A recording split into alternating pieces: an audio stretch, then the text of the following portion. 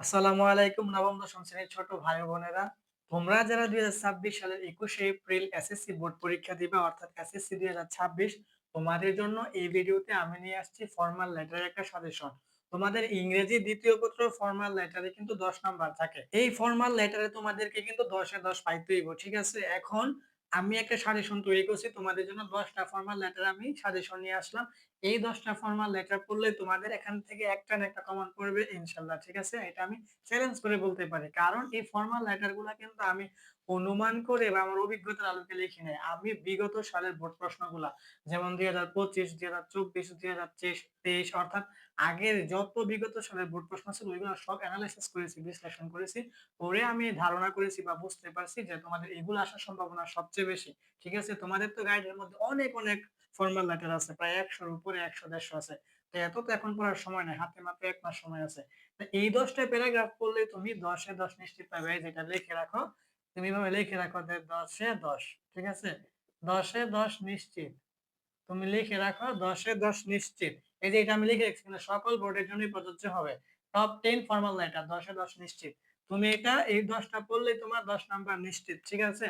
এটা কিন্তু শুধু রাজশাহী বোর্ড বা শুধু দিনাজপুর বোর্ডের জন্য না, সকল বোর্ডের জন্য। আমাদের দেখো এই ফরমাল লেটার গুলা কি আছে? ১ নাম্বারে তুমি বলবা স্টাডি ট্যুর অথবা এটাকে বলা যায় পিকনিক। ২ নাম্বার হচ্ছে সেট আপ ক্যান্টিন। ৩ নাম্বার হচ্ছে কি কমন রুম ফেসিলিটিস। ৪ নাম্বার হচ্ছে কম্পিউটার ক্লাব বা এটাকে বলা যায় ডিবেটিং ক্লাব। ৫ নাম্বার হচ্ছে ফ্লাড এফেক্টেড পিপল। ৬ নাম্বার হচ্ছে seat in the school hostel. ৭ number হচ্ছে পুর ফান্ড অথবা এটাকে বলা যায় স্টুডেন্টশিপ। ৮ নাম্বার বলা হচ্ছে লাইব্রেরি ফেসিলিটিস অথবা এটা হচ্ছে কোয়ালিটি বুক।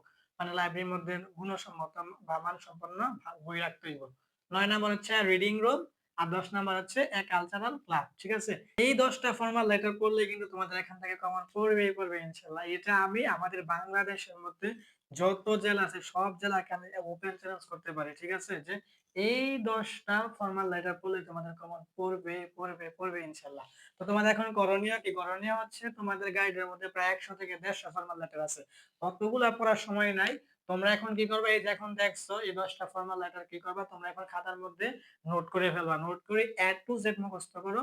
করে ২১শে এপ্রিল যখন এসএসসি বোর্ড পরীক্ষা শুরু হবে, ইংরেজি ২য় পত্র পরীক্ষা দিতে যাইবা।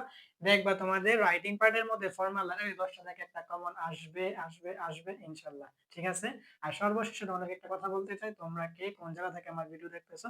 তোমাদের জেলার নাম কমেন্টে বলে যাও।